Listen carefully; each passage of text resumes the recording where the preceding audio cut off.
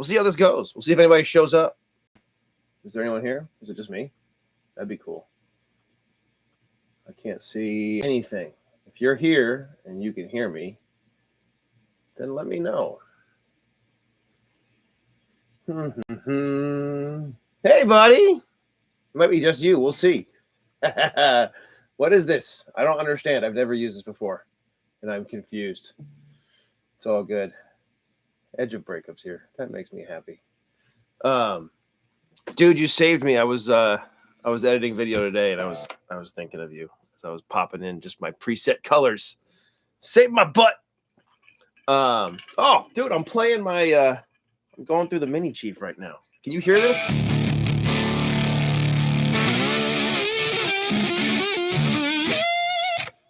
I don't know if there's sound. Let me know if there's sound or not. What? Oh, there's people coming. I'm so excited. Thanks for being here. I appreciate you. What should we talk about? Right now, my signal chain is this guy, which is awesome. It's an Arcane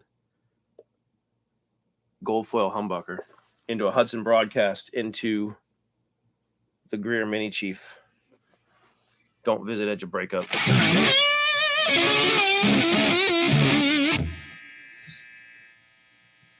Hey, there's sound. That's good. Thank you for telling me. Yeah. Anyway, and I love this. I mean, this is a cool rig. But we have all types of stuff. You got to let me know what you guys want to hear. Well, you gotta get the mic in the right spot. And let me know what you want to talk about. Let me know what I've been building guitars recently, so I haven't been playing as much, and I've just been in the shop. A lot of dust, a lot of sanding. If you watch the building a lap steel video, but yeah, I mean it's like a really fun thing to do, and we'll see if anyone ends up wanting to buy some of these because they are good sounding, I think, which is cool. But yeah, what should we? I guess I should have maybe prepared something in case there was there weren't going to be questions. But yeah, I don't know. You let me know. What should we talk about? What are we? It's all empty over there. Guitar, pickups, amps. Oh, that's you. That's Edge of Breakup. Uh-oh. Let me turn slow mode off. Slow mode. How do I turn slow mode off? Let's see. Settings. Channel settings. Default overlay. No. There's only 6 people here. Can't have slow mode on for this. Restrictions. Reactions. I'm going to figure out my slow mode situation here. Send a message every 1 minute. Oh, you guys. I'm learning how to do this. Live chat replay, live reaction, so that's good. Message delay. There, slow mode. Turn it off. Aha, slow mode off. Okay. Slow mode should be off. So now we're good. I hope.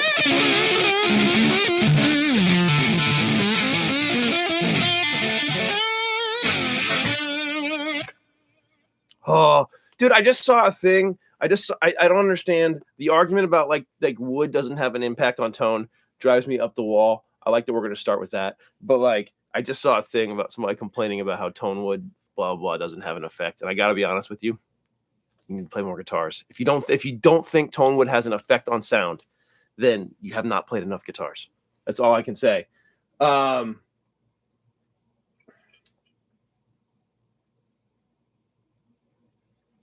fretboards.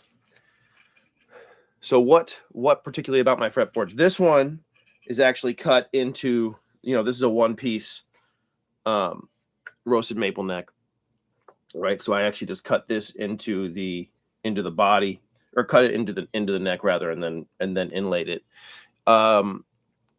Most of my fretboards I have ordered from various places, and then either inlaid. Yeah, and then inlaid in them on myself. So normally you can buy fretboards from StewMac and from there's other places. There used to be a place called Luthier's Mercantile, which is out of business now, which is such a bummer. But they would make me custom scale length fingerboards. So I was my favorite scale length for the Apocalypse machines was 26 inches, which is what the old like 53, 52 and 53 Fender String Masters were. They were 56-inch scale, and then they went to a 25-inch scale until like 59, 58, and then they went to that stupid short scale, which I don't understand. The long scales sound so much better, which is good. Yeah, dude, I know. I knew Sean would be on my side though. Like the Tonewood thing is just, it's wild. It's wild. I can't fight about it.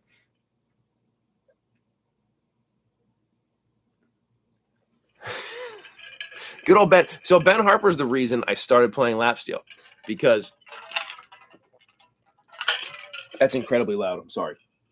I went to see him. I was working for Bill Asher at the time. Bill builds Ben Harper's lap steels. Kicked out of backstage. By the way, at that concert. But and I was building guitars because I had messed up my hand and I couldn't really play regular guitar anymore. I still have like really bad tendonitis in the back of this hand, which is why I don't play a lot of regular guitar. But yeah, dude. And I saw Ben rocking out with like a ton of distortion, and it was like, oh, you can rock on a lap steel. I want to do that. But does he? I don't think he wears finger picks, right? He just plays with his fingers. If that's the case, yeah, the finger picks are like, learning how to use them was awful, and wearing them at first is incredibly painful, and then all the nerves in your fingers die, and then it's fine. Which is, it's like, that's awful. I need to get a better setup here. Let's see. Can I move this over here where I'll be able to see better if I put this on this screen? Oh, you guys, I'm trying. I'm learning, I think. Life's a little harsh too. Yeah, I don't know if Ben Harper uses finger picks. I don't think so, but he might. I also saw. So I went to see David Lindley at a small concert, and I was sitting in front. Wait, was it David Lindley? Yeah, it was David Lindley at a small concert, and I was sitting in front of Jackson Browne and Ben Harper, and Ben Harper was being so obnoxious. I mean, they're friends, and but it was like a super small venue. It was like 150 people. It was like super intimate and like super quiet. And Ben was just talking in between sets and yelling stuff at David. And it was like, I don't know if David was annoyed. I was annoyed, and it was all good. But it was like, come on, man. And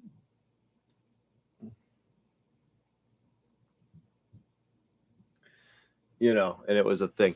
Dude, okay, so the Greer right now is at 4 with the tone at 6. So with no, and I'm going through an IR loader. Normally I would go through my my cab, my Weber cab, which is in the ISO booth over here. But because there's a microphone and we're doing the live stream thing and all this stuff, I'm going through a 2 notes torpedo with Celestion IRs. Yeah, so I'm going through like 4x12 IRs, which is a little, normally I'll go through a 2x10 cab. But so this is volume 4, tone 6, just with the guitar.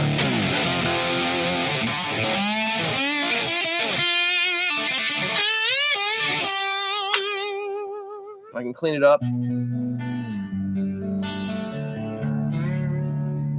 Somebody asked me on YouTube in a YouTube comment if I thought that the Greer was lacking headroom, and the answer is yes. I did not want headroom from this 3-watt amp. I want it to be punishing. If I want headroom, I'm going to go with a lot of watts, and I don't want that. I don't like headroom.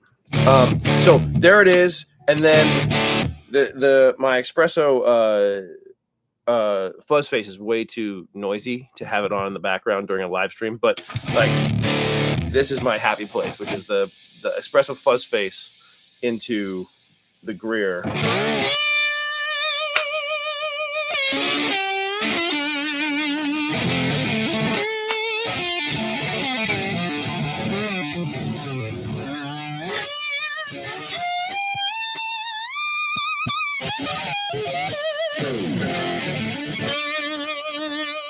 right? And like today's video on Instagram was my same pedal. This is a Octavia.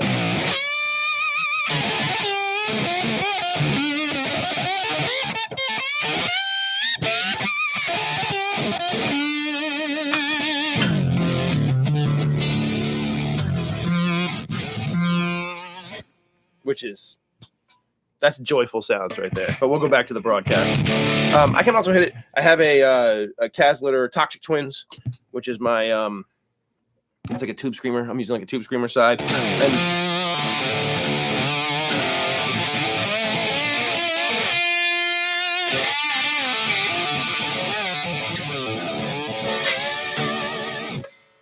right, so that's pretty cool. And obviously you're hearing the strings from the guitar, which is like not my first choice, but we're live streaming. I can't like cut in between them, and the mic's here, blah blah, all that stuff.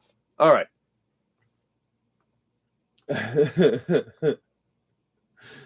Oh, you're in Scotland, you poor man. You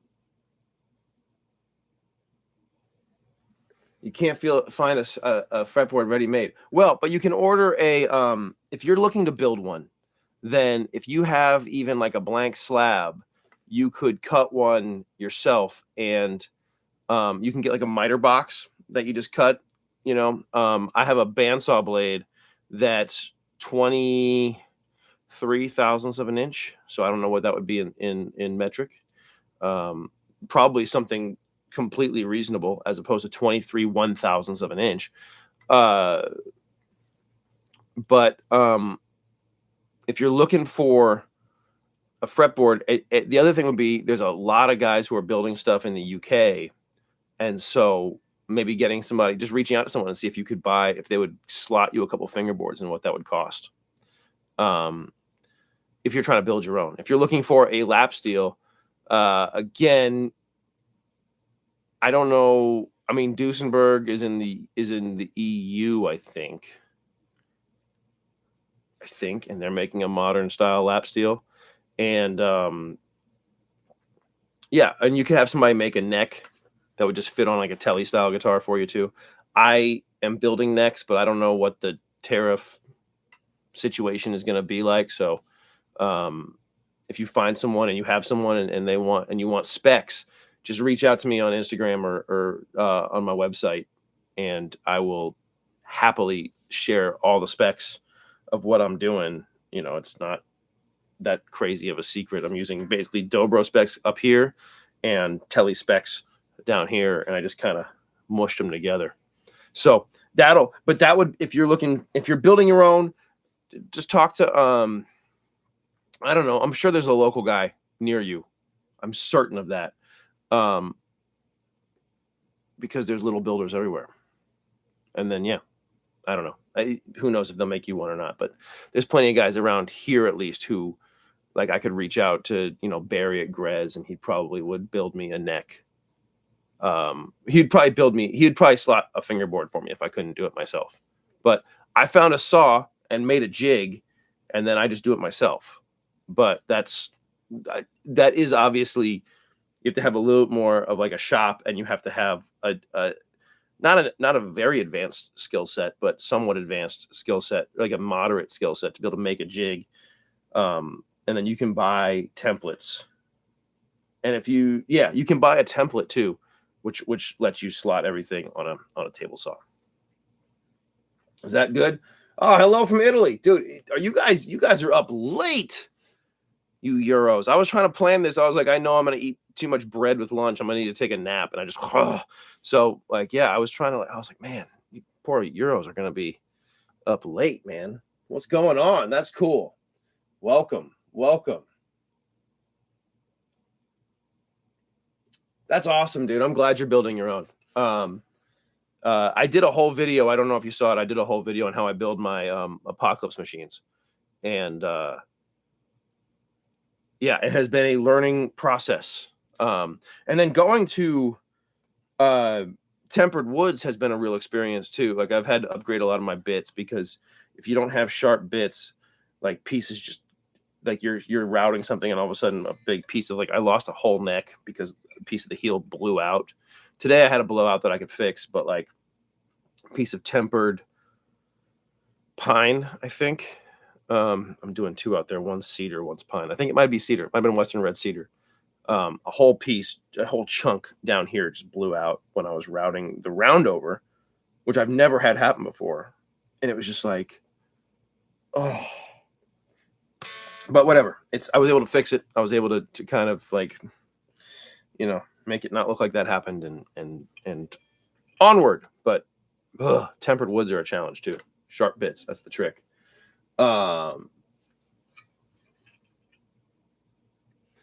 I may have saw I use a fully blocked tone bar. Oh yeah. So okay, no more ice in the water bottles ever again, apparently. So the black tone bars. So the bar I use mostly is this Beard 2010 stainless. No, this is not stainless. This is chrome. Beard 2010 chrome, which is awesome. But I don't know if these are in the shot. Yeah. I have a bunch of other like sort of alternative bars. These are stone bars from Rocky Mountain Slide Company. So this one, they're stone. I mean, yeah, they're stone. So this one is like a sparkly purple one. And I don't know if with this much gain, if we're going to hear a ton of difference.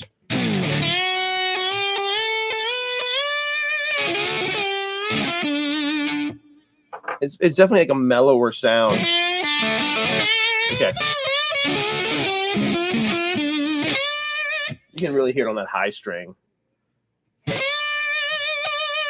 Like it's a much mellower sound. It's great when I'm trying to, especially with like if I'm trying to get a Truxy thing going on, like a Derek Truxy thing, which is not something that I do well by any stretch of the imagination. But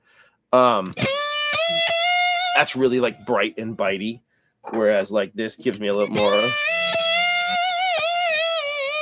like a little more of that mellow. Right. I don't know how the rest of it goes. Whatever. Yeah, but yeah, they're stone bars from Rocky Mountain Slide Company. I've also got, let's see. I've got some ceramic bars from him too. This is like a.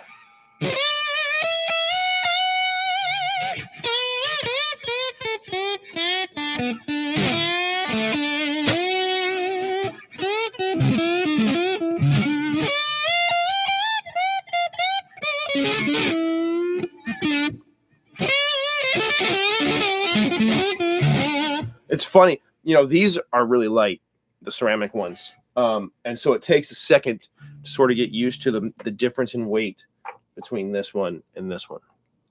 But pardon me, but yeah, they're great, and I use them a lot on recordings when people want something mellower, when some people want something sweeter, when I'm on the cleaner side of things, and especially when I can get a little compression too to kind of even out. They don't have. It's harder for me to be consistent because they're so much lighter that I have to actually push down, versus this bar where I'm almost never like pushing. It's almost always just the weight of the bar that's allowing for the sound. So I've noticed that when I'm playing with the ceramics or with the lighter bars, it has to be. I'm pushing down a little bit. My technique has to change a little bit in order to get a clean note. And so I need to work with them a little more. Once I play with it for about 10 minutes, 15 minutes, I'm like dialed in. So when I'm on a track for someone and I'm doing something like that, it just takes a second to kind of get dialed in. But off the cuff like this, it's pretty quick and it's like, oh, here we go. Yeah. Pickles. Let's see. Here we go. All right. Building my own. Hello from Italy. Hello from Italy. Hi. Yeah, we saw that. I saw that already. Thought of you. Black tone bar. Yeah. So hopefully that there we go. Woohoo! Thanks for being here, Paul Brown. Yeah, we're doing it. We're trying it. We're gonna see what happens. You know, I tried this once last year maybe, but YouTube has made it so much easier to go live, where I can just do it through YouTube. I'm way too bright. I got to get my lighting right, but that we'll deal with that on another day. But YouTube has made it where I can just go through my interface, or maybe I just learned how to do it, where like I don't need to go through like a separate program to set up the live stream, to do all the stuff. I can just do it and be here, and you can hear the mics and you can hear the guitar. And if I wanted to add drums and stuff, I can do that. I could pull the MPC over here and do that. Let me fix this light real quick. This is ridiculous.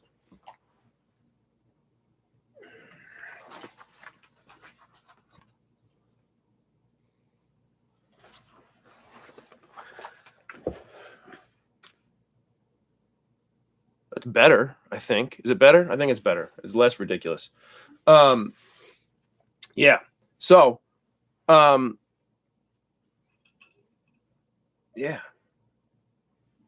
I don't know. What are we going to talk about? I mean, I can just start talking about random stuff. I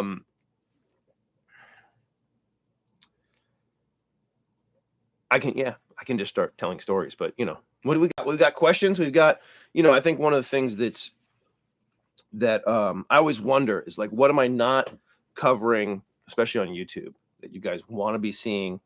Whether it's lap steel lessons, whether it's gear stuff. I need to go put my pedal board up at some point. My pedal board's rad. And I was waiting on a pedal from Espresso that kind of finished it off. There were two pedals I was waiting on. I was waiting on the Caslitter Toxic Twins, which arrived, and then I was waiting on this Fuzz Face Octavia combo from Espresso, from Soph.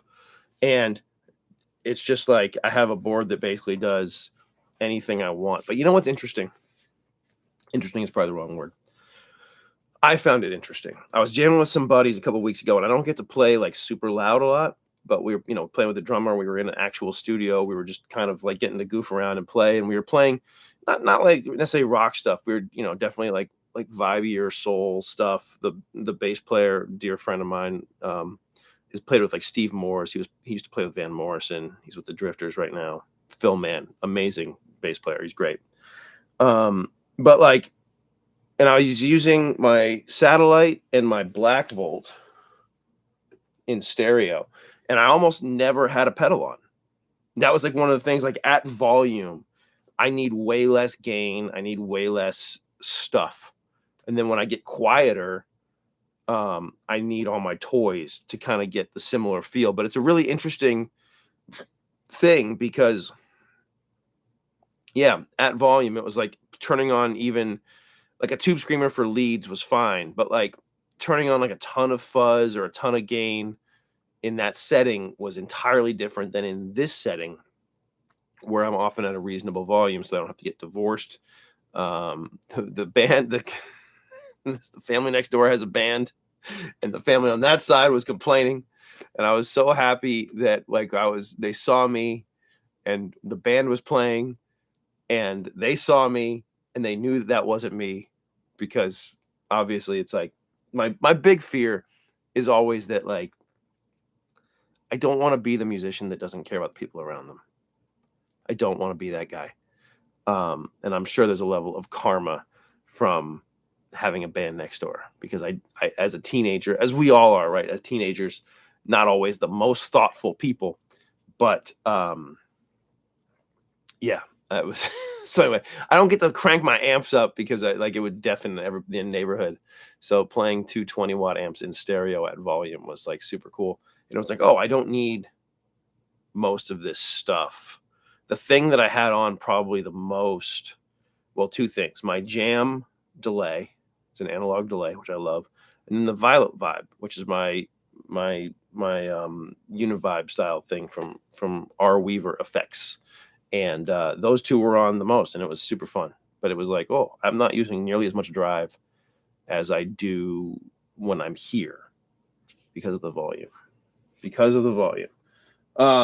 Big topic. Always why lap steel as opposed to slide guitar. That one's easy, man. I was a professional guitar player. That was when I was 19, I was working at a recording studio in San Rafael, California, and this rapper came in and heard me. I was an intern, and I was just outside playing acoustic guitar and smoking a cigarette and, being an idiot 19-year-old. And he was like, "Yo, you want to come play on a record?" And I was like, "Yes, I do." Um,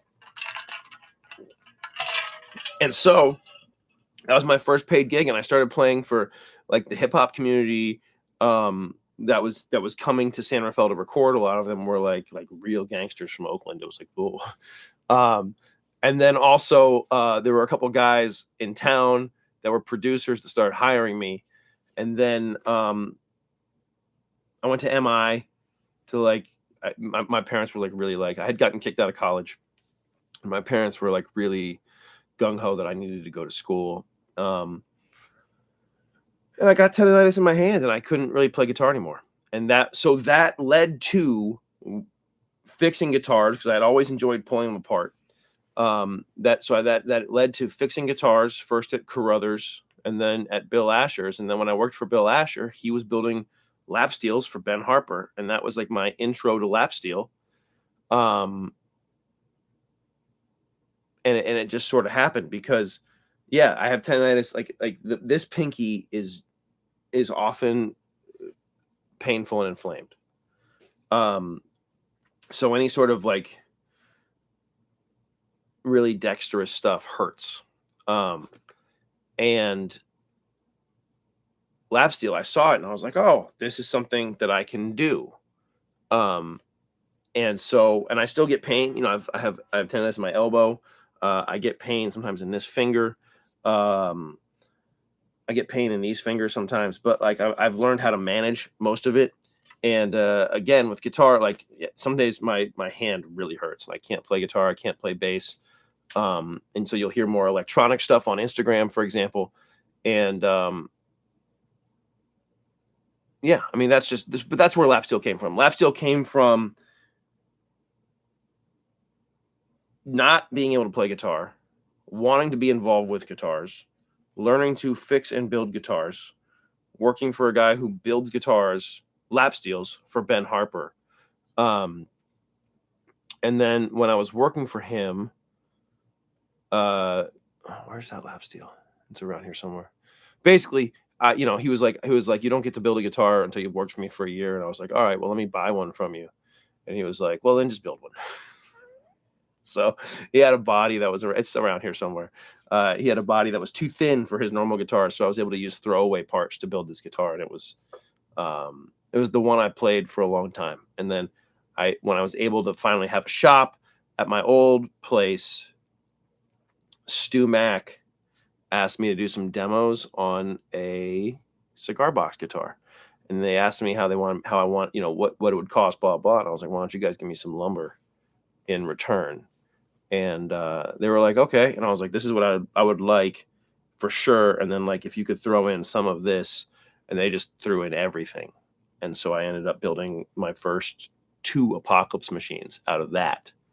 And that created this like, oh, look, now I can have, I was playing dobro and my dobros were thinner nut and they had like different vibe than the Asher.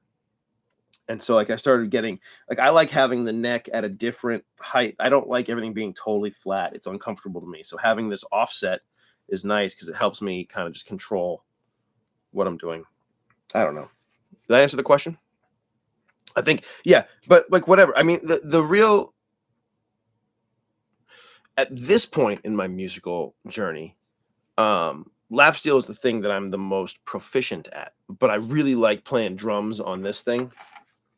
And I have a couple other ones over there, but I'll sit here and just turn on Spotify and just play drums along with whatever's happening. It really makes me happy.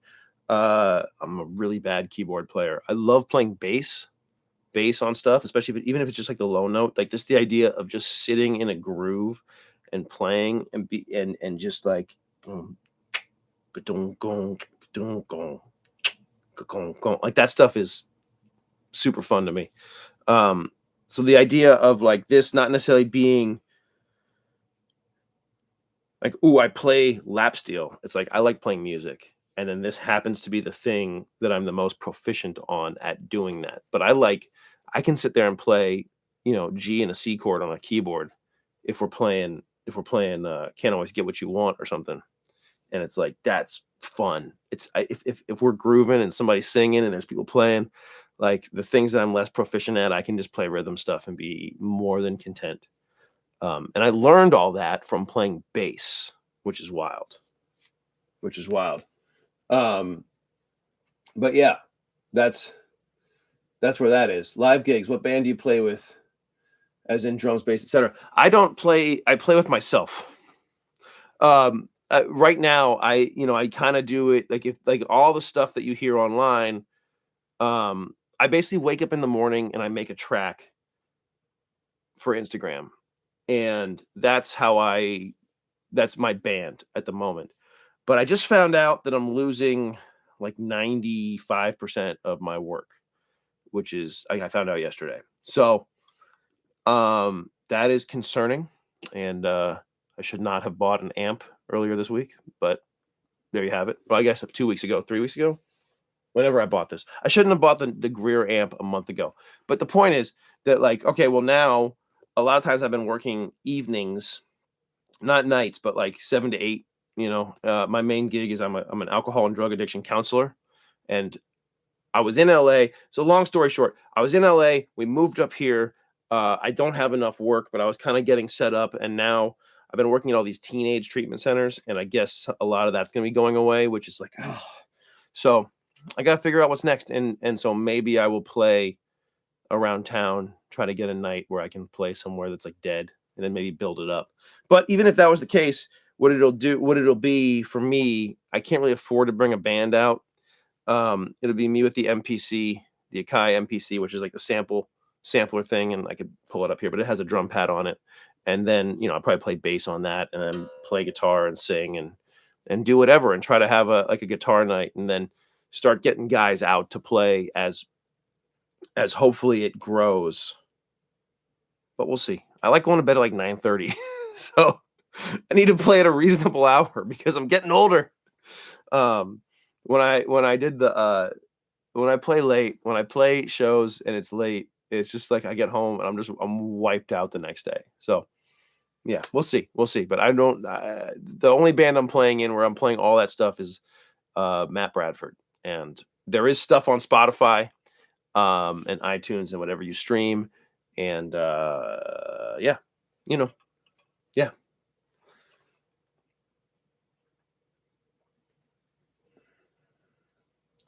ADHD steel string wizard. That's me. What do you think about Big Muff as a fuzz? Okay, so Big Muffs are not my favorite pedals. But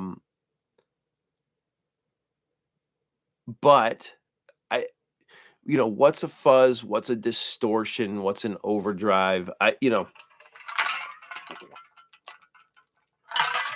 ice is so loud. I'm sorry. So if I do this,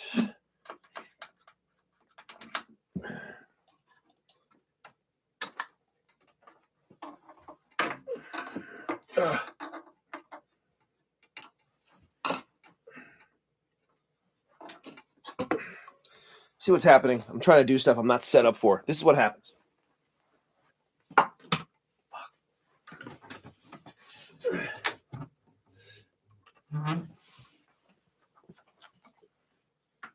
I'm going to need to get an amp switcher. I'm just yelling at you now. I need to get an amp switcher. This is ridiculous. I'm going to build one, I think. I'm going to build a little like what's it called? Patch bay, but for amp speaker cabinets. And then you just got to make sure that you always have the speakers under a load, because you don't want them, not going. Okay, so Big Muff, it's like a fuzz distortion, right? But like, look, get my pedal board a little closer. So this is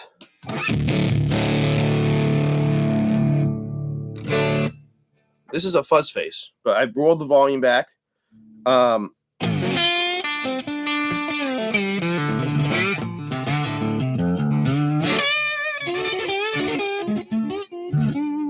is as nice of a light distortion. I mean, a light overdrive, right? Volume all the way up. But if I roll the volume back a little bit, that's a great light overdrive right there.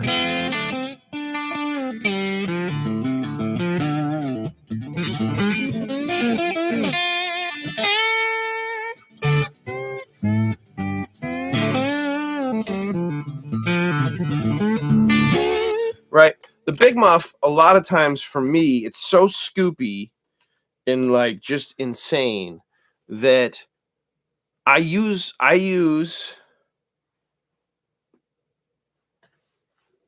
where is it? The True-Fi Floyd Fuzz is awesome. And it is like, it's massive. You almost never see it in a video, but I use it a lot because I use it a lot on rhythm tracks. I'll use it a lot. I'll double guitars left and right, and I'll use this thing, and it's super scoopy, but also super big and massive. And so other sounds can cut through without a lot of EQ in the box. And this thing is awesome. And then it sings obviously for days. You know, there's guys who use them who are great. And so, you know, you talk about Smashing Pumpkins, or you talk about, I mean, Floyd Fuzz, you talk about David Gilmour, like that stuff is incredible. And it's just not the flavor that I reach for the most. My favorite fuzzes are fuzz faces and treble boosters. And then after that, Tone Bender Mark 1 and the buzz about, whatever that is. Those circuits are my second favorites. They don't react as well. And obviously there's so much fuzz I love. I like fuzzes that react to my volume and tone knobs. So if I have you can hear how it drops off.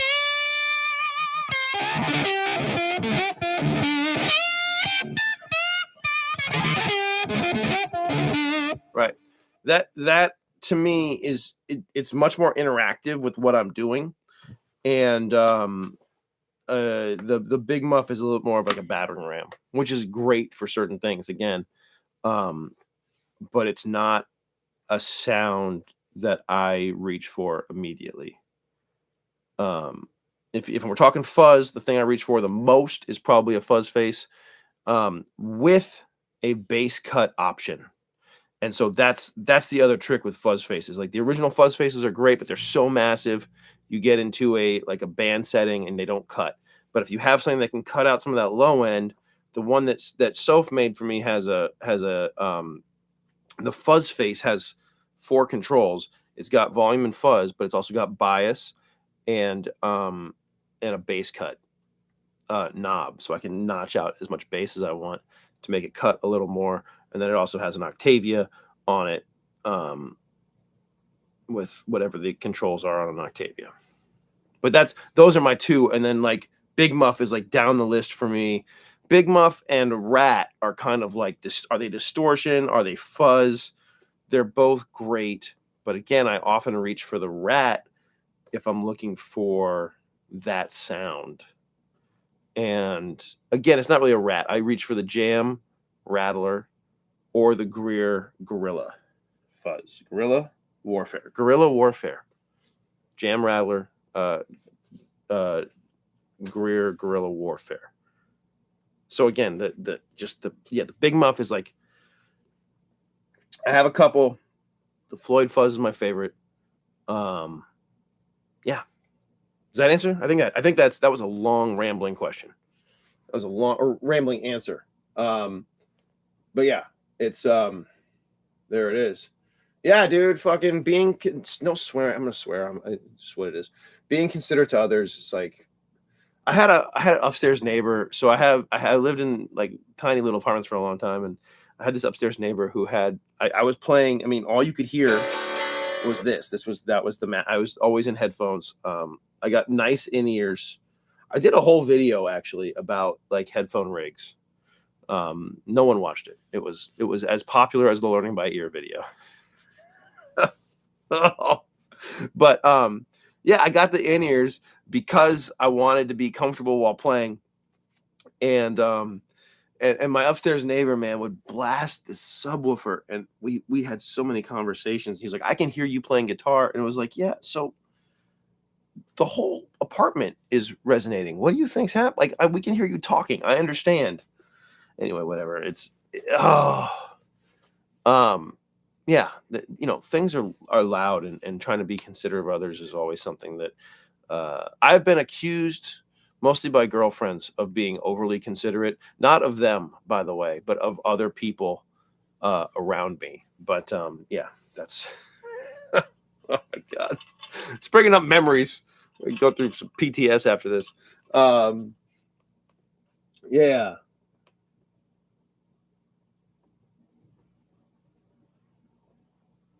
yeah, you should definitely build a laugh set with your friend who's injured. Like that's what's up. Those things are finding ways around injuries. It's like you see that guy. There's those guys who just have like a little nub instead of like an arm here. Like I think it's at the after the elbow, and they've like found a way to like attach a pick to it and they shred. It's like, but it goes back to like, what do you want to play? Also, like I don't really want to shred. I just like my favorite stuff is that.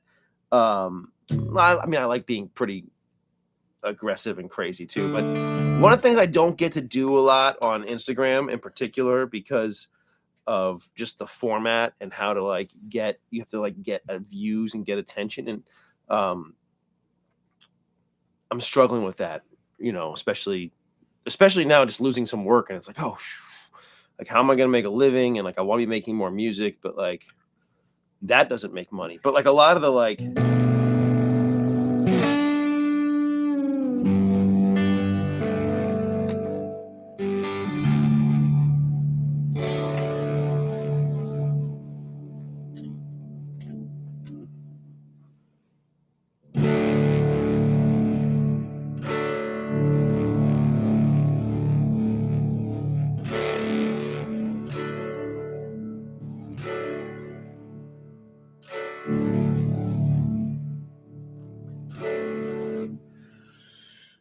I got to learn how to use my compressor. But like this,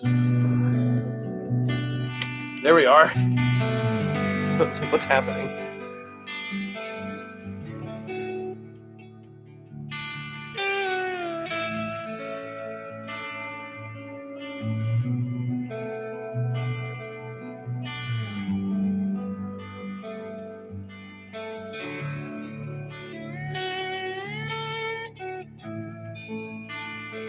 That spacier stuff.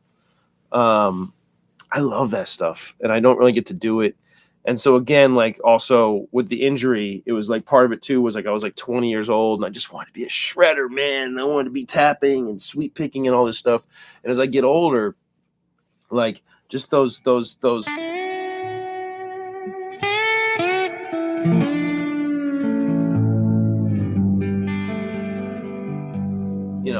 that vibe to me, just like that really mellow vibe, it can be really nice. There's days I want to rock too.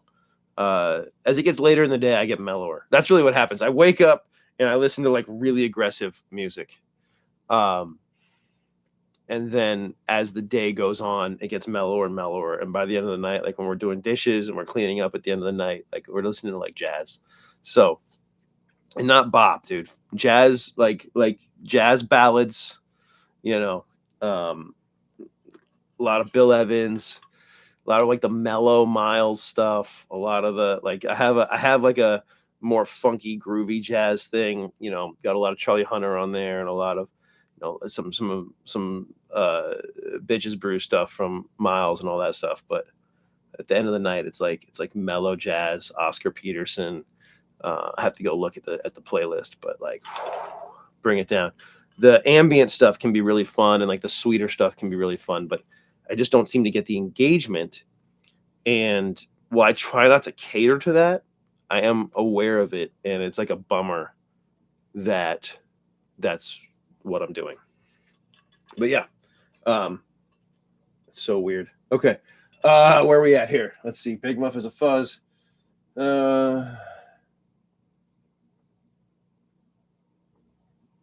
Yeah, man. Cigar boxes are great. Are a great gateway drug into lap steel. It's just, I mean, it is the same thing. And I mean, if right, the loud ice. If you know, one of the things I talk about all the time too is bite-sized chunks, like learning bite-sized pieces. And so, my cigar box guitars are tuned just like those 3 strings, and so I can like kind of. I don't think we need all the echo on there.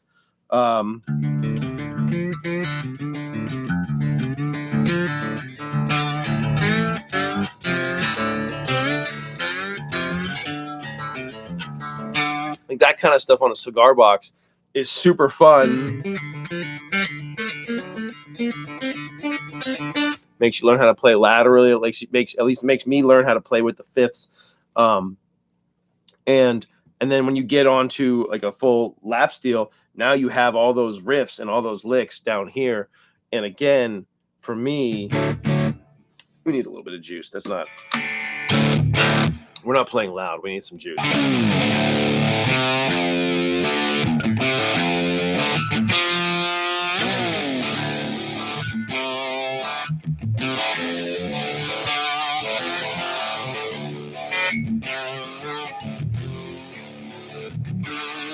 Like those kind of grooves, I have a lot of delay on there too.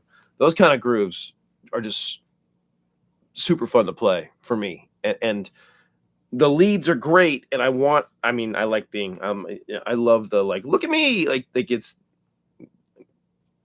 I enjoy that, but I do enjoy getting to sit back and just play the groove and just really, really love the groove, because that's 90% of playing music is not the solo. You know what I mean? 90% of music is just playing the riff. And so if you're not enjoying that part, then you should be a singer. Yeah. I don't know. Let's see. I have a baritone lap steel. I have 2. I have one for sale. I have 2 baritone lap steels that I've built. And if you want one, the Reverb store price is but we could also come to a deal. You know what I'm saying? Especially now that I've lost my job and like money's going to be a little tight.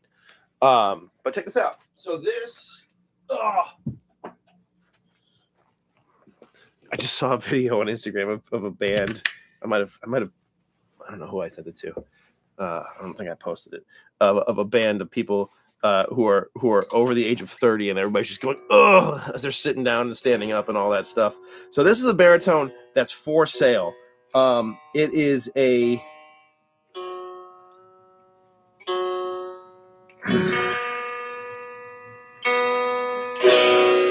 it's a really good guitar, actually. I want to build more, and I want to buy more parts and stuff, and so some of them have to go.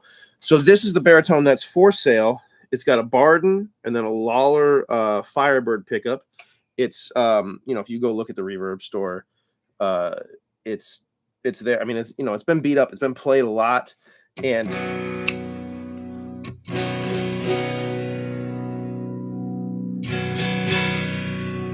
yeah, it's got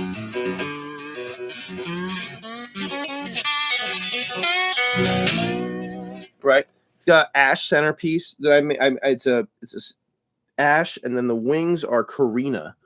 Yeah, dude, it's a really cool. It's like a beefy. Let's get back to our big.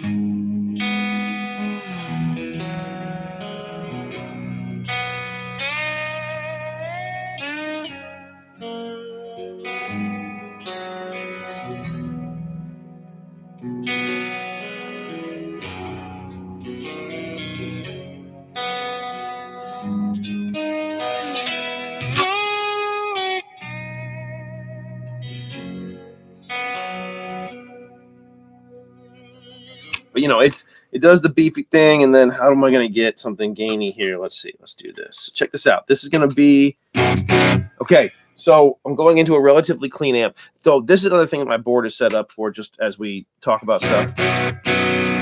relatively clean amp. I'm using the blue side of the Toxic Twins just to kind of give it like a gainy vibe. But it's still, that is such a great ampy sort of thing. And then the broadcast.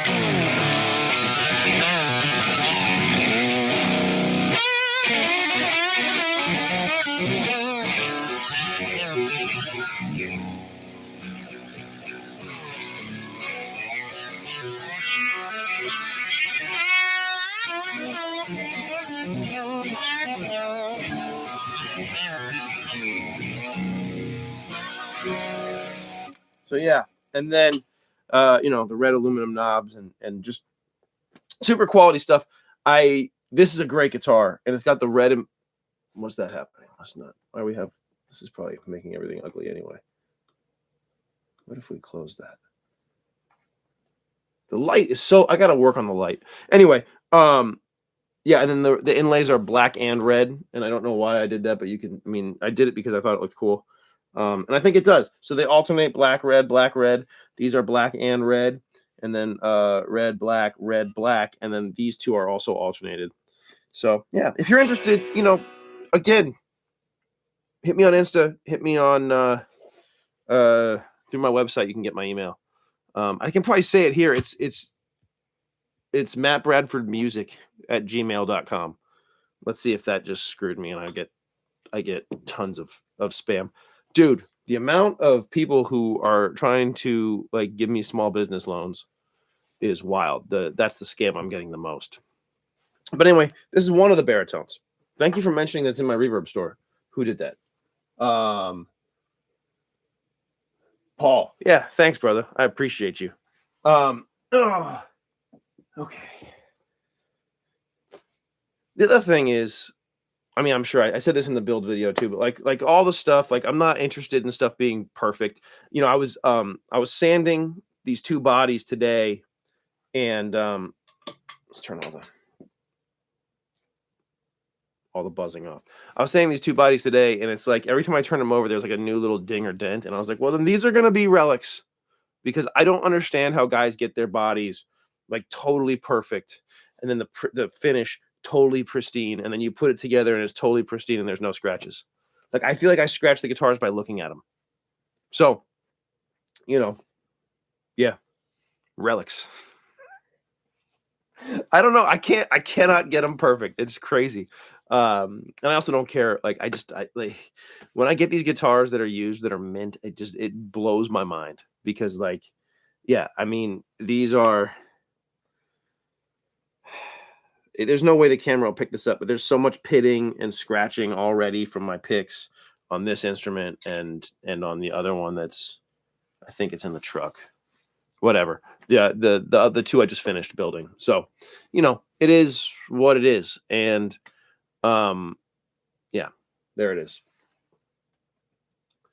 So anyway, I'm glad to be KC's hero. That's really the takeaway from that. Where are we at here? Headphone rigs video. Yeah, dude. I mean, look, that's the other thing. The Waza Air, like I cannot have socks in the video. I have dignity. This is ridiculous. And the only thing that'll make you feel better if you live like this is hanging out with somebody who has more stuff than you. Sean. Edge of breakup. It's the amount of gear he has is I took a video just to show my partner that I'm not insane. She didn't believe me, but like, yeah. There was that. But yeah, this is over the top. I was thinking about this. A modeler would take up a lot less space. And the thing that, like, for practicing at home, that stuff is great. And even for playing live, two of the biggest gigs I've ever played, of like the biggest venues I've played, the second and third, I used a modeler each time. The biggest gig I played, I got to bring a tube amp, and even that was just like I was still underpowered compared to the rest of the guys. But it was awesome. But for me, this interaction, the interaction of the volume knob with the fuzz.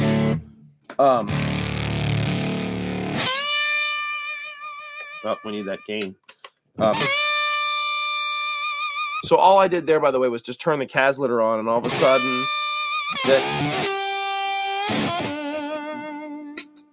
that octave fuzz has a little more like vibe to it. The way that interacts, and even the way it interacts with just the amp itself.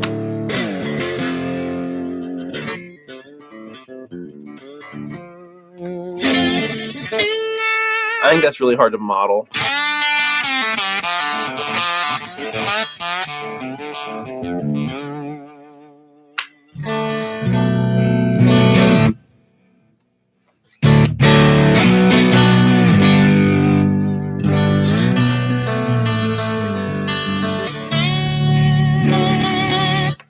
Yeah, I think that's really hard to model, the way the impedance of the guitar interacts with an analog circuit. Because it's not like a linear thing where like the input, just the amount of output has to do with the amount of input. There's an impedance factor that changes the way things work. It doesn't matter how much output my pickups have when I roll the volume back.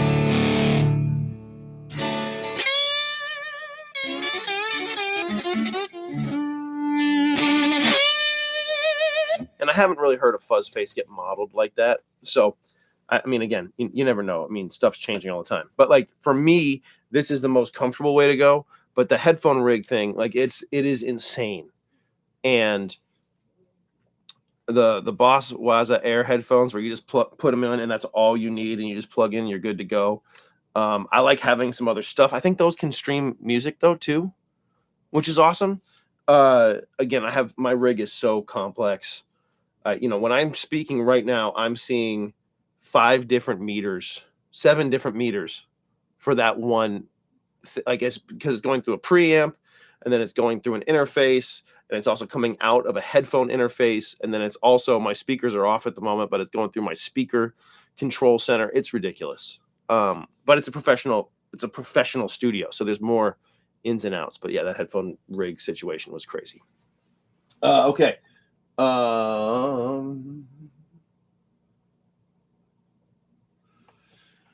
So, dude, Hubcap John's here. He built me a cool. It's right here. This thing is rad, dude. This would match up great with the cigar box guitar. This is a fuzz. It's a BC 109 fuzz. I think, and he's in the chat. I hope so. Let me know. I think this is a bass cut, probably, right? Like an input capacitor switch. Is that right? I think. This is a BC 109 fuzz face style circuit in a tobacco tin, and I got to do a video of all like the cool stuff. I dropped this. I got to get it fixed. But like, I have some really cool. This is it in the shot? Yeah, it is in the shot. This is a reverb built into a Chevy valve cover from the 50s. This is a tobacco tin fuzz. This thing is from the Valvinist, and it's in a like an old British military enclosure, which is awesome. I also need a dust. So I have those. What else do I have that's awesome? Oh, dude. This isn't going to come through on video. You kind of have to see it in person, but this is from Wrought Iron Effects. And like just the level of detail. When I pulled this out of the box, I literally made an audible sound. It's so dusty. I literally went like, oh, it's absolutely incredible. And I'm going to sneeze now. I'm sorry if that was loud. But yeah, so I got to do a thing on like cool enclosures, because there's some amazing ones. But the Hubcap John tobacco tin lives in that version. You also just heard me just like throw the Numenorian on the ground. This is why some of my pedals get broken. I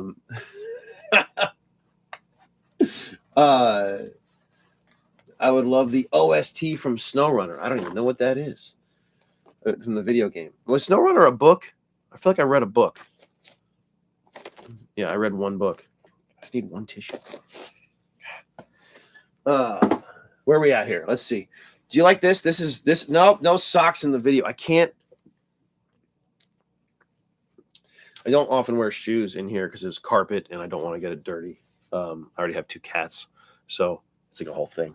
Oh yeah, another cool enclosure fuzz. That cat is a 1-knob fuzz from Tungsten Amplification. He does them both for cats and skulls. And obviously I'm a fan of his, right? He built me this plexi. It's a 5-watt plexi and then a 5-watt like a tweed champ called a Mosaic. And so a lot of times my live rig, when I'm playing live, if I'm playing like I played at the Troubadour, and so they're gonna mic everything up and they got a professional sound guy. I brought 2 5-watt amps, dude. They loved me. I brought that and I put them through a 2x10 cab. So they each went through one speaker in the same cab. And dude, sound guy loved me. Yeah, I got some good feedback on my tone, which is, as you know, like that's the highest thing you want. People just be like, dude, that tone was amazing. You're like, yeah, it was. Why am I whispering? Okay.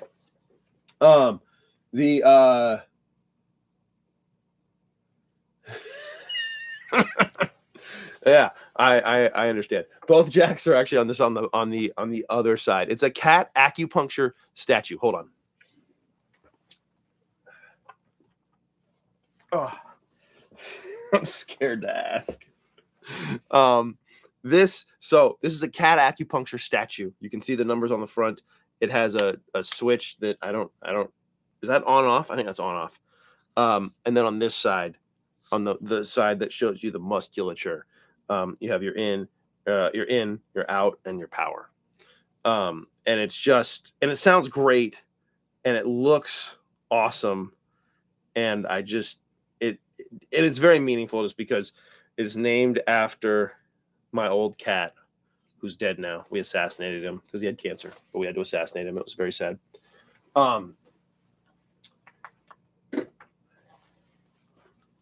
Yeah, and that's like one of those really cool. I was not prepared, actually. I'd never had a pet before, and I was not prepared for the level of grief that I was going to feel as we put that little guy down. Because I knew we were going to outlive him, right? That's the best situation, is you outlive your pets. But, like, it was devastating. Okay, so let's see.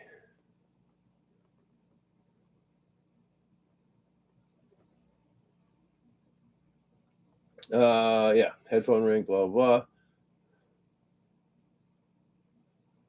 So okay, Paul, so you're asking about clean tone. I mean, even with distorted tone,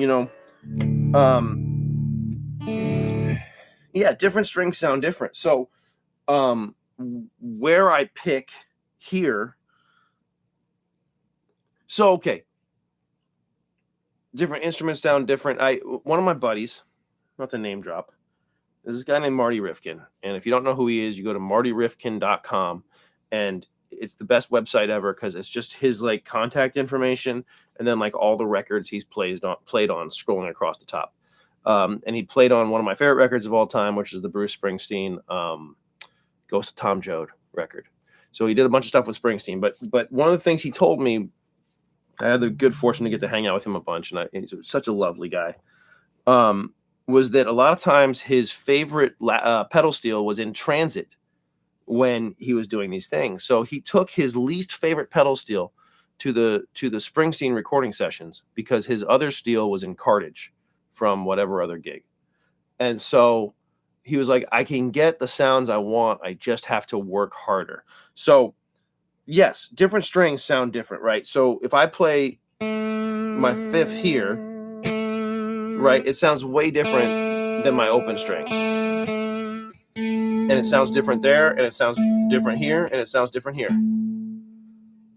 Each one sounds different. So it's not just the high 2 strings, it's all the strings. So a lot of times I'm making choices based on how the string, if I want it to be right? Versus that's a wholly different sound. But then the other thing is how I pick, where do I pick, right? If I'm like a lot of times when I'm cleaner, I move my hand further away from the bridge and I get further up here, right? I don't want to be back here.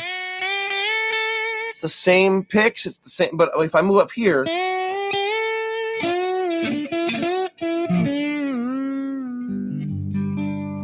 it's much more full sounding. And then when I get to the gainier stuff, now all of a sudden, if I'm up here, that can be too thick. It can. I mean, if it's in a vacuum, it's fine. But like once I'm like, now I need it to cut. That's the same pickup, right? But now I need it to cut. And then even going back to here, where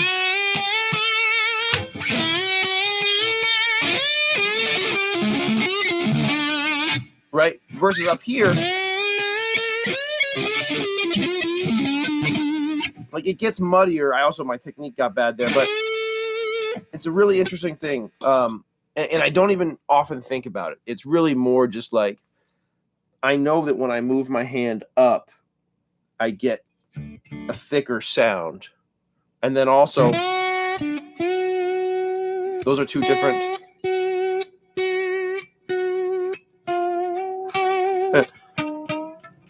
It's not gonna happen there. But yeah, the different sounds, each different string sounds different. And so it's not necessarily a conscious decision, but there is a lot of intention going into each note before I play it. And so when that next one's coming up, I know what's coming. If that makes sense. I hope that made sense. I think it made sense. It made sense to me. But yeah, that's the one. Okay. Clean tone, blah, blah. Nothing sounds like a baritone. That's true. So the coolest baritone I have, I don't have it down here where I'd pull it out. It's upstairs. I have the few that I built, which is great. And please buy one, somebody, so I can buy food. But I have a beard. I have the first and possibly only, although I think he's done two now. I have the first baritone beard dobro, and it is insane. It's so good. Yeah, it's just that guy can build a dobro. So yeah, I have that, and it's amazing. Look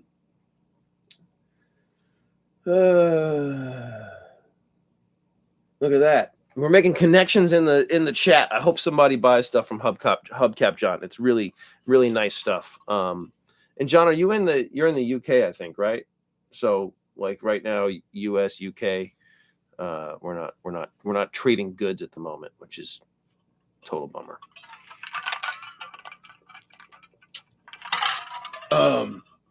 Yeah, let's see.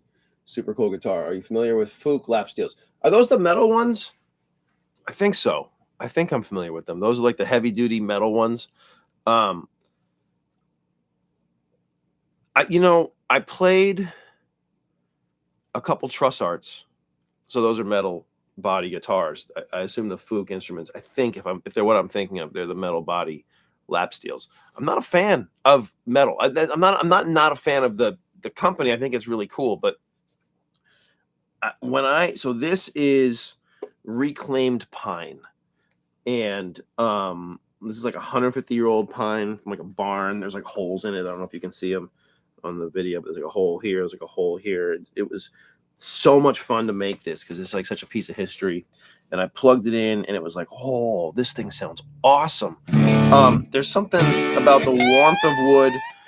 Metal guitars to me have a weird hollowness that is, I'm certain if I had one, it would come in handy for certain things. I talk about this a lot, like especially when I'm working on tracks for people. The sound is too bright. I don't even touch the controls a lot of times. I grab a different instrument. I need this to do a certain thing. I have all these instruments. I have so many, and it's like, oh, okay, I know which one will do this. So I'm sure I would use it in that context, but it has a weird hollowness that I don't find particularly inspiring. And so it's not something that I would reach for on a regular basis. And so that would bum me out because the one thing, and that's why a lot of these instruments are for sale, is like they're not the ones that I reach for. Or the other thing is they're the three that I have up there are the three that like I would feel comfortable um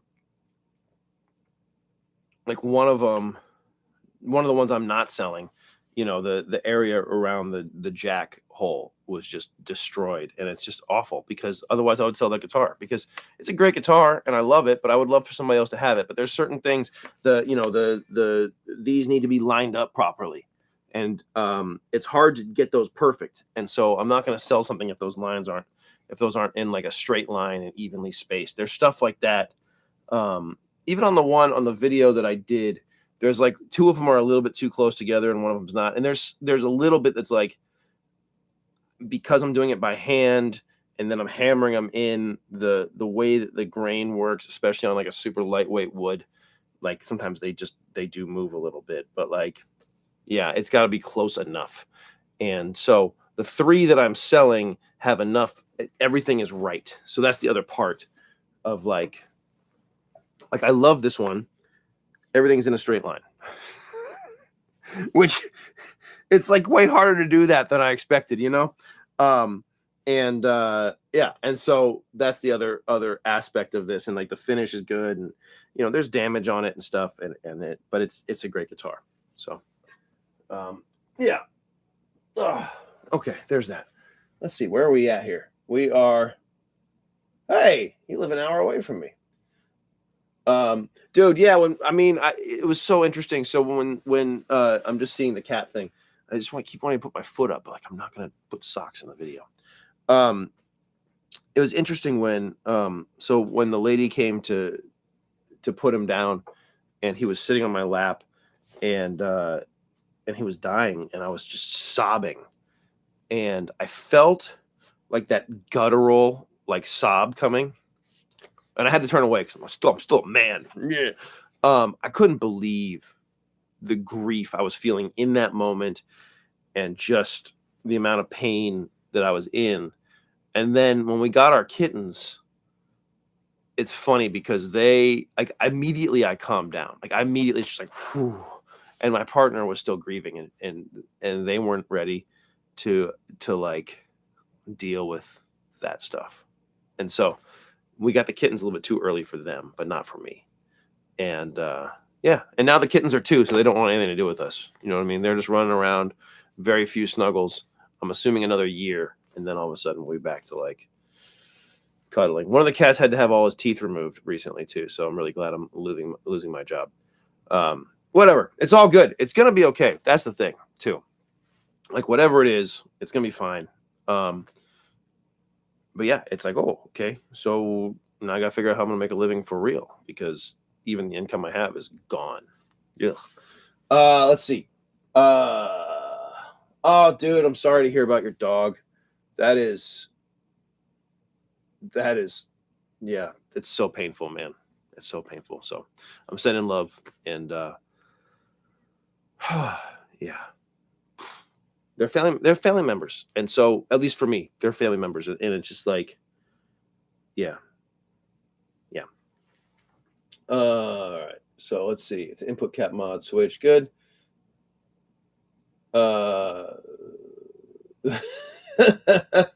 Dude, Nick, I'm sorry. Yeah, dude, the rabbit hole of gear. Listen, here's what I've started doing. So I need another pedal, like I need a hole in the head. But I don't ever sell the ones that were given to me either. So you know what I mean? Because I want to make sure that I use them. I want to make sure that I respect how much time goes into building stuff. And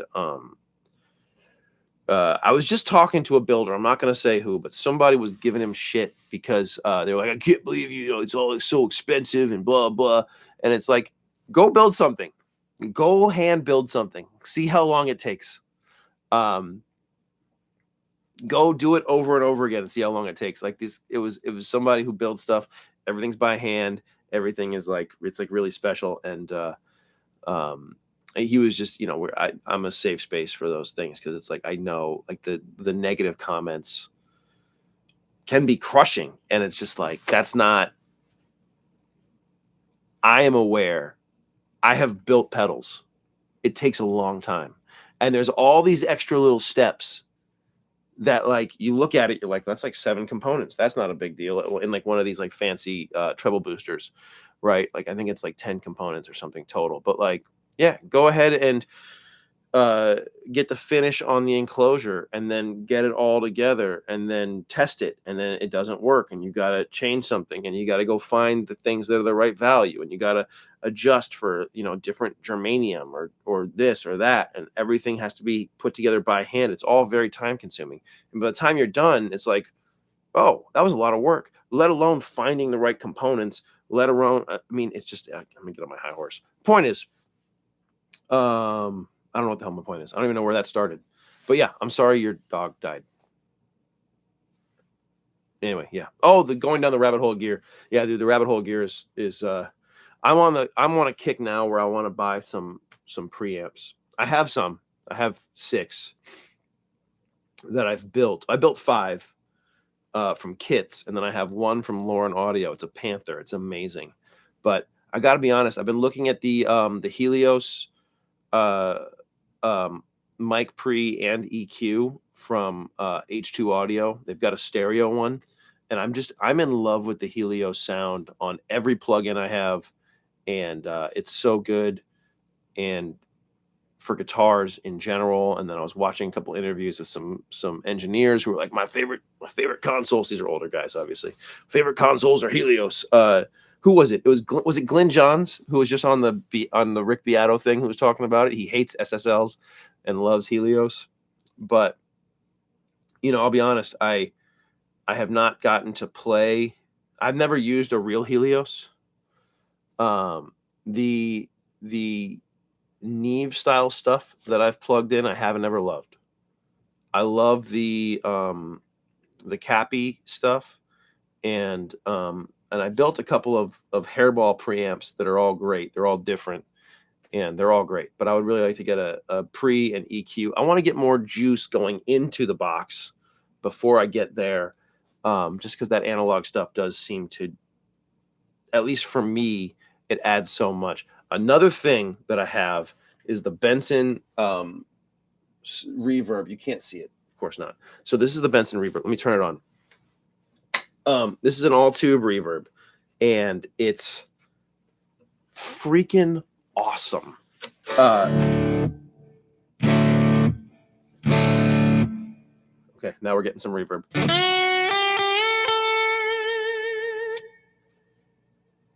Where's that delay coming from? Is that from here? Okay, so now here's without the spring reverb. So I have a little bit of reverb from the okay, let's turn that off. Watch this. No one even asked about this. I'm just talking now. Stop it. What? No, don't do that. Okay. You guys, Matt's journey through technology is not good. This is the other reason. So, okay, the other thing real quick while this boots up, apparently. Point-to-point hand-built. Point-to-point hand-built. Point-to-point hand-built. This is an old 79 Vibrolux. So point-to-point hand-built. Point-to-point hand-built. Point-to-point hand-built. The satellite is point-to-point hand-built. Is it in the shot? It's a little bit in the shot. It's not in its box right now because I needed to do some stuff to it. And if it was on a circuit board, I wouldn't be able to do that. But you know what? I'm able to do it. The Buddha hand-built. The Black Volt's hand-built. So whenever there's a problem, if there's a problem, I can fix it myself. And that's huge for me. Because, again, I like being able to dig in and do the stuff myself. And that's the thing. Okay, so I'm turning this reverb off. Is that what I'm using right now? That can't be right. That's a mistake. Okay, that's way better. All right, so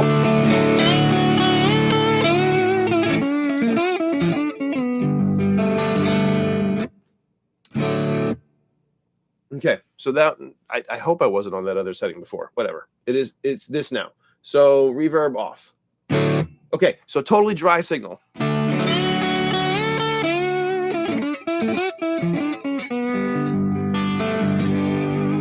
And then when I add the this is a totally analog spring tube driven reverb. Oh.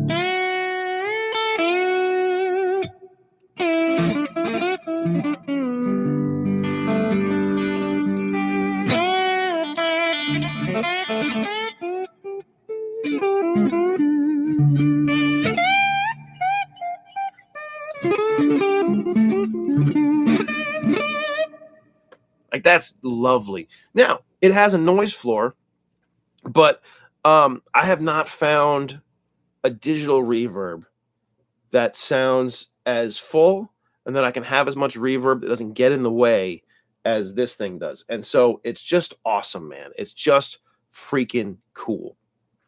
And so anyway, the analog stuff. How did I end up here? Whatever. I'm looking at preamps, but obviously not anytime soon at this point. I was getting ready to pull the trigger on something, trying to offset some tax liability, but definitely not now. Now I'm looking to like, you know, we just bought this house. Like, oh, whatever. It's okay. It's gonna be okay. So yeah. Oh yeah, dude. No, Paul, you worried you were hearing, man, that's where we were. How long have I been? Oh my God, I've been talking forever. Yeah, worried about going nuts when you're hearing different tones on different strings. I think with all this stuff, it's like you're not going nuts. You're hearing the things. Now, you can go down a rabbit hole.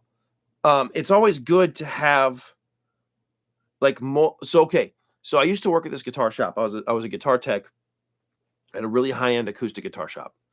And I'm not going to say which one because fuck that place, frankly. But I was there, and if you really listen close to like a really nice acoustic, if you hit the low E, for example, you might hear a little fluttering. And I remember a guy brought one in. He's like, "Yeah, man, it's got this thing going on." And I'm like, "All right." So we're like listening. It's like a $10,000 guitar, and I'm like, I can't figure out how to fix this buzz, which is relatively unusual for me. It's hard for me. I was a pretty good guitar tech.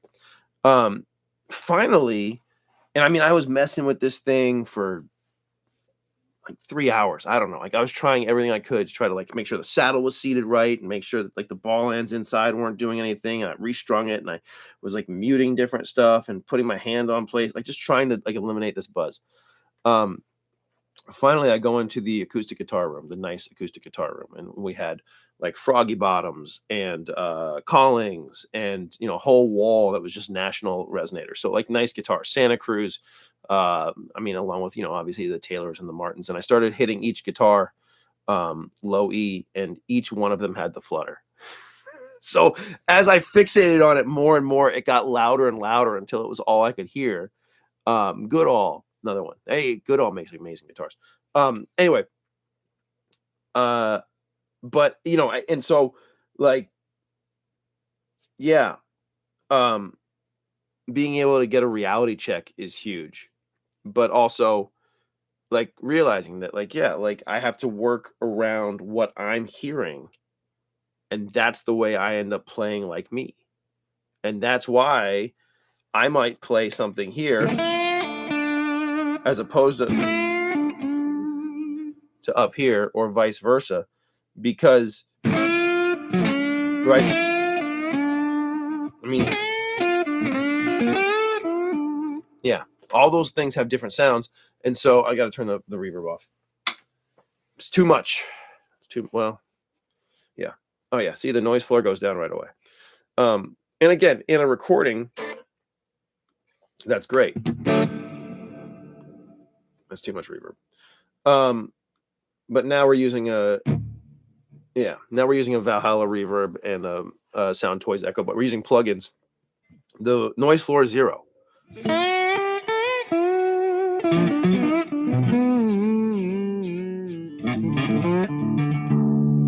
And also you don't need, I need separate outputs. It's a whole thing. To have analog gear, you have to have more inputs and outputs. So it all gets more expensive the whole time. Anyway, whatever. I don't even know what we're talking about. Um, you're going nuts. Yeah. All right, cool. I'm in the UK too. There we go. Nice.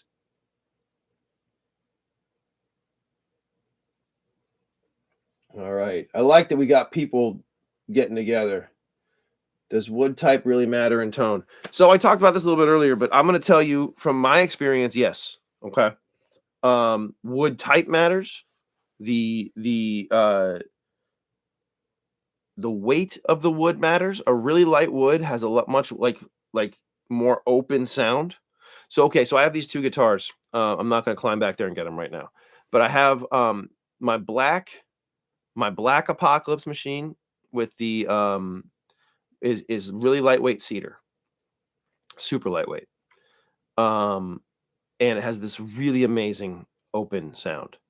So if I'm playing in like a three piece, then that would be the one I reach for.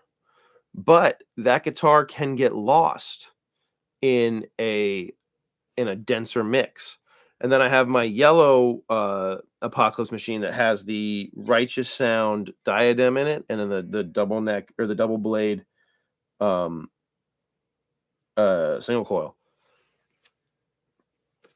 And that one is a heavier piece of ash, and in a three piece it can sound a little thin because the sound is much more focused. And so this big wide sound is great if you don't need cut. But as you get more stuff happening, you got a keyboard player over here, you got a trumpet section, you got whatever. When you're taking up all this space, you end up kind of getting lost. And so weight matters. Type of wood matters. And everything has its own, you go and you play.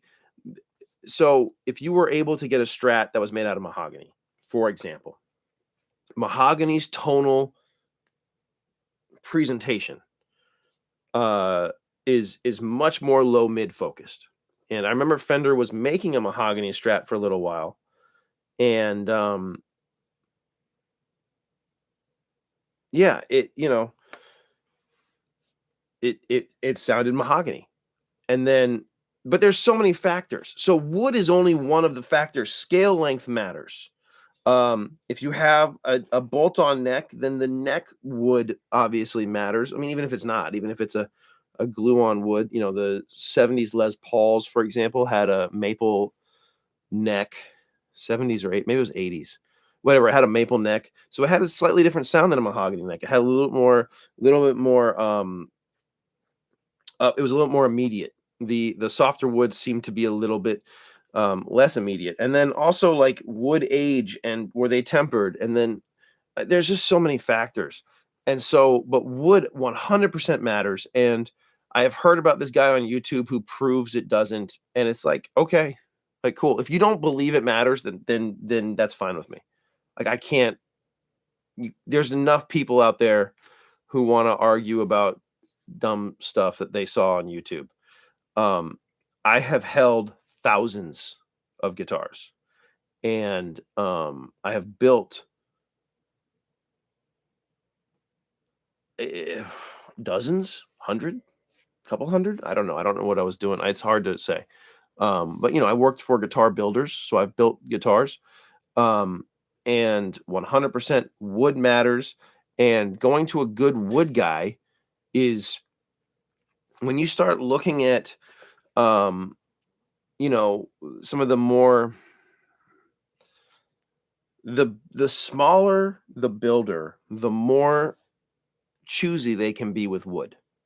And I would say that, getting certain types of wood at certain weights in quantity is really challenging.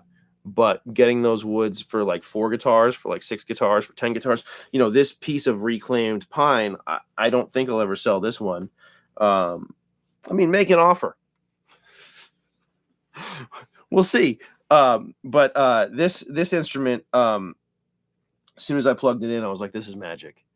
And so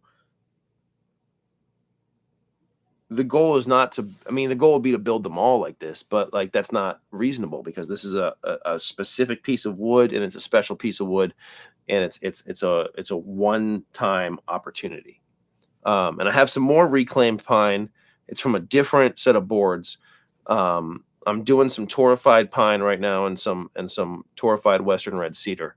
And then once those are done, then the next batch is going to be these reclaimed pine bodies, and they're going to be awesome. So I'm excited for those. But like, yeah, each piece of wood matters.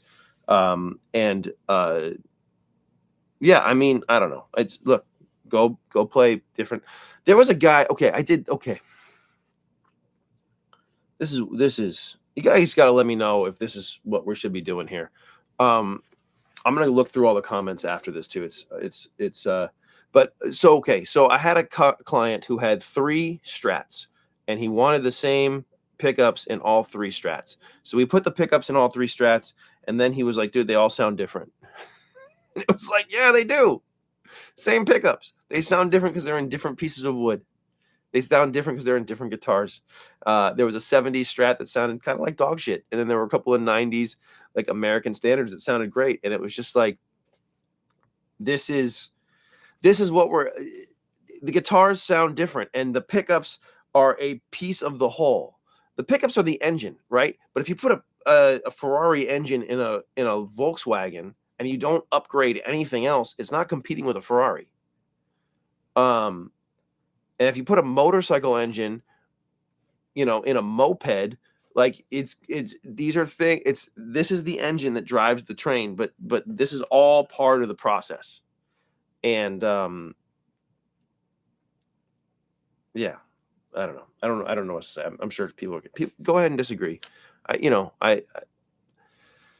One of the things that I think is interesting, I remember, again, working in this shop, and I'd been working there a long time. I worked in this shop for 10 years. I was Lee Ritenour's personal guitar tech, but I've worked on guitars for a number of big names. But I was Lee's guy, and then I worked in multiple shops. I've served multiple apprenticeships, and then I was one of the main technicians at this shop for a long time. And people would come in and say things like, "Well, I read on this forum," and it's like, look, I'm not going to get my plumbing advice from my dentist, and I'm not getting my investment advice from my plumber. You know what I'm saying? Like, I want this sort of like the death of the expert thing has been really challenging, because in a forum, in an online place, even on YouTube, you can't really verify someone's credentials. So you guys don't know. I mean, I could be full of shit, but I can tell you that I have worked in the field of repairing and building instruments for 24 years. And in that time, I've also worked in recording studios. I've been a studio guy, so I've been on both sides of the desk. And obviously, I've been a musician, and I've toured, and I've done all that stuff. The wood matters, in my experience. That's all I got. It's in my experience. The wood matters. The wood makes a significant difference. And one of the things that's been so cool about being in Marin County is I got a wood guy who's in Sonoma, which is like 20, 30 minutes away. And it's tempered Tonewoods. And he does a lot of the torrefied woods for Fender and Novo and Mule, and he sends some stuff to, I think, Shock the Fox. I mean, so many people are getting wood from him. He's a wood guy, and so having a good wood guy means you get good wood, and then good wood translates to potentially good instruments. Crappy wood is gonna translate to crappier instruments. Metal guitars sound different than wood guitars, so clearly the body has to have something to do with it. I'm gonna get off my high horse. Whatever. There's a video out there of somebody proving that like Tonewood doesn't matter, and I don't. It's pretty easy to prove stuff on YouTube. Yeah. I'm gonna chill out before I say something stupid. Let's see here. Wood matters. Oh, nice. Yeah, saw a bar now. Okay, cool. Matt, C6 Steve's lap steel. They don't all have to be pretty. I've heard of C6 Steve. I listened a little bit. I don't know if I was not in the right mood or whatever, but it didn't hit me. And so I just kind of moved on, and so I have to go back and look again. I mean, I've heard the name a number of times. And so I would love to check it out and see it. Good old C6 Steve. Do you make the cat t-shirts or are you sponsored to wear them? Neither one. I just okay. These are from $6shirts.com, but I just found this place, T Public, that has all these band shirts that are also cat shirts. So like Meow Talica and like Iron Meowden, and all types of just dumb Cat Sabbath. Like it's awesome. I'm so excited. So many dumb shirts coming. But no, the cat shirt thing sort of it happened because I was working in these treatment facilities, and when I would wear, somebody gave me a cat shirt, and so I started wearing it, and or maybe I bought it. I don't remember. I think somebody gave me a cat shirt. Whatever it was. It got an interaction, right? It got people talking. It got people interacting with me. And so I was like, oh, that's cool. And so I got some more, and it just sort of became this thing that is like a thing where like if I don't wear one, people are like, dude, where's your cat shirt?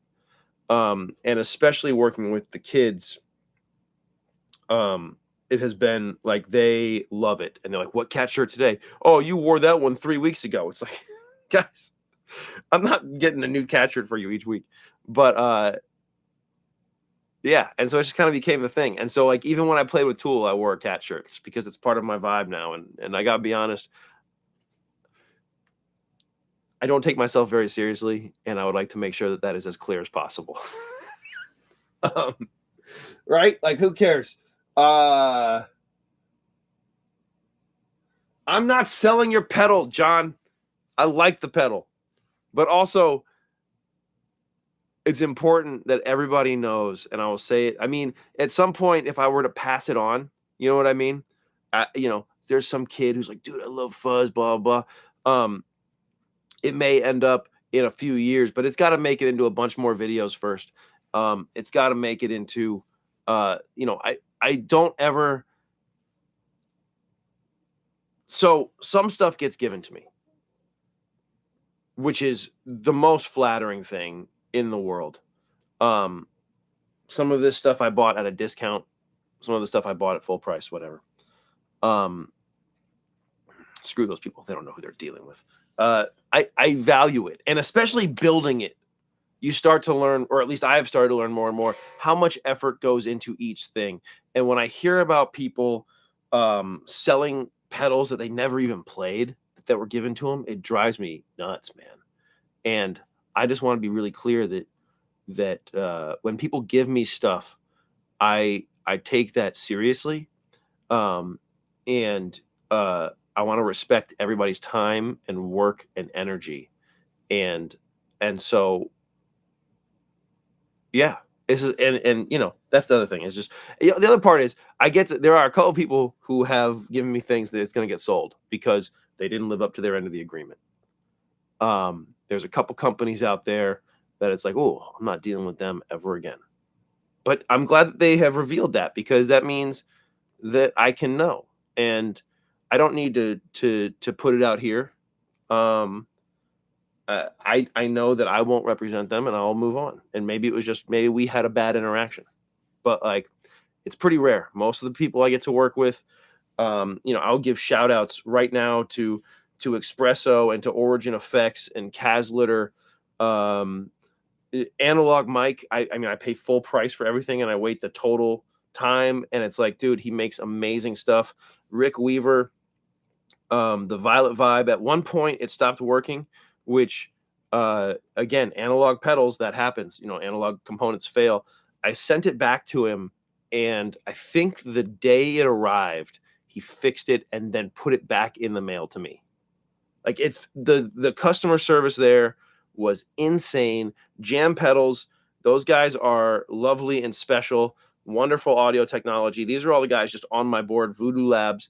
I I haven't interacted with Hudson Broadcast, but or with Hudson Electronics in the UK, but I mean, I've had no problems.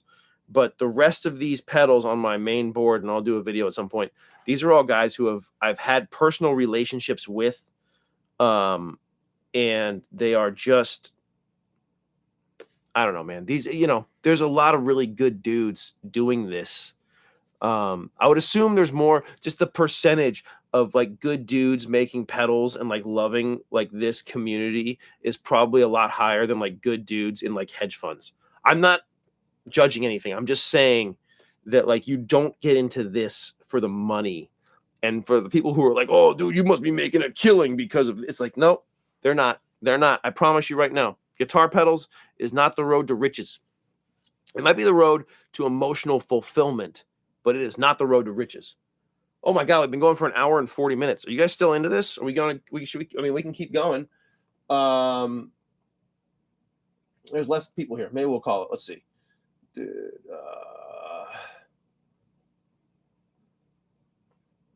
Greetings from Romania. I love it. Thanks for joining me from Romania. That's so cool.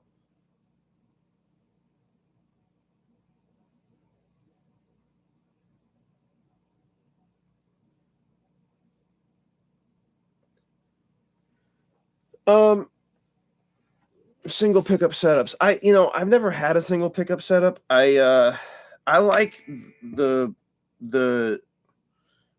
I like having the ability to do both. That's probably I would like to try, and I may build. Okay, so I'm going to end up with some spare pickups sitting around. So I may build some single pickup guitars. Because I have heard things about them like, oh, the difference in the magnetic field makes it feel different, etc. If I were to do a single pickup guitar, I would do a single bridge pickup, because that's, to me, more versatile than a single neck pickup. If I was on just the bridge, and I want to get that more necky sound, I just roll the tone back, and now.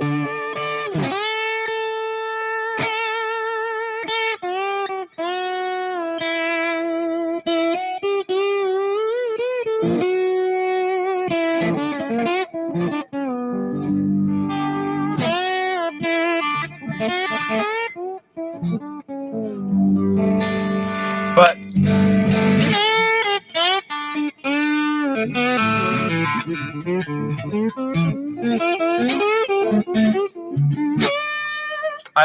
I like having both options personally, which I think I talked about in the big pickup, which lap steel should you buy video, the one that people have seen.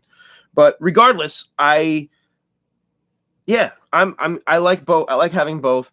I'm interested in what happens with the single pickup guitar, but I don't have any. And again, if you're seeing me on Instagram, then oftentimes, because it's such a bite-sized piece, there's less like pickup switching.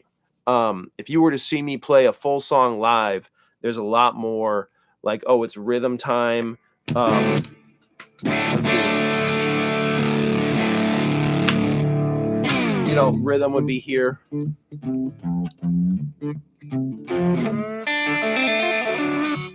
Right, and this gives you a spot to sing, gives you a spot to do whatever, and then when it's time for the lead,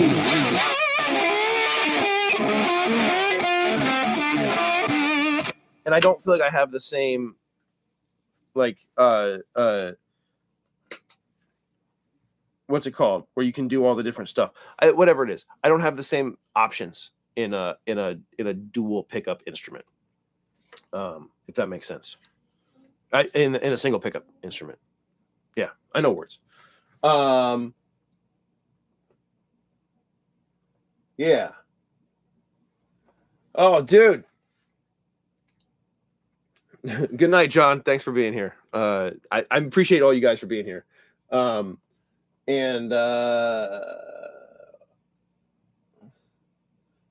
bro, I hear you. Well, listen, Michael, I hear you. Again, I'm losing my job. It looks like, not all of it. I work for this company, and then my work for that company takes place mostly with this one facility, and then that facility is going away from outside facilitators. So we'll see what happens. But yeah, it's gonna give me more time in the shop. and possibly more time in the studio and we'll see. We'll see. Stress isn't always the best songwriting motivator, but you never know. You never know. I'm noticing I don't like it doesn't matter.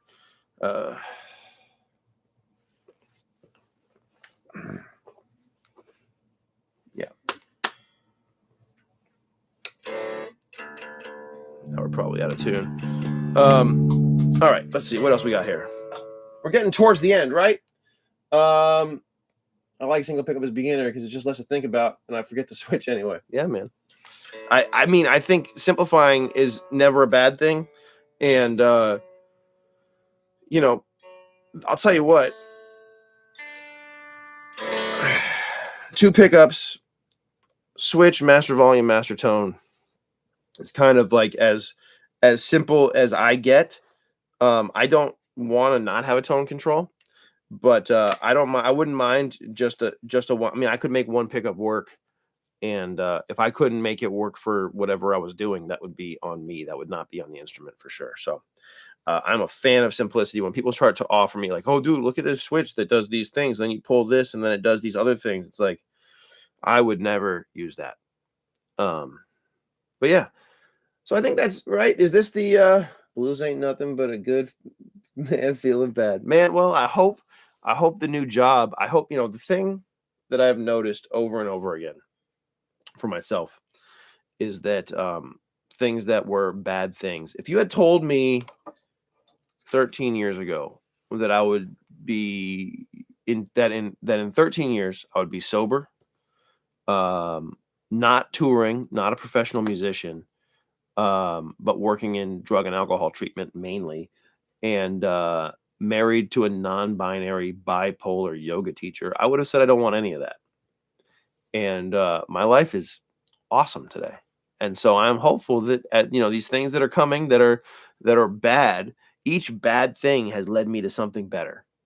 When I stopped touring, I was in Fort Worth, Texas, and I had gotten bed bugs for the 3rd time in 6 weeks. And I had showed up at a gig, and the gig was canceled because of the rain, and nobody had called me, and I had driven 4 hours to be there, and the guy was like, "Bro, we're not paying you," and I was sitting in this hotel room feeling sorry for myself, and I was just like, I'm done with this. And I remember I still had like 2 more weeks on that tour, so that was a brutal 2 weeks because I was done. I had quit. I had quit, but I was gonna finish my commitments, and I needed to make money. And I got home, and I was sitting on the couch, and I said to my partner, I said, I think I wasted my life, and I meant it. And that was the beginning of a really cool trajectory that saw me getting a job that really found fulfilling for a while at least, and we'll see what happens next. Um, that was the beginning of playing electric guitar again, which led me to playing with Tool. Um, that was the beginning of so many good things in my life. And so the idea that this is going to be a bad thing is just, that's not right. But it is a scary time. The unknown is scary. That's what I got. You guys, thank you for hanging out. I can't believe that I was talking for almost 2 hours. To be the best old man you can be. I'm just trying to be I'm getting older every day, man. I'm not even trying to be the best anymore. I'm just trying to I would like to make the world around me a little bit better. If I can do that, then life's pretty good.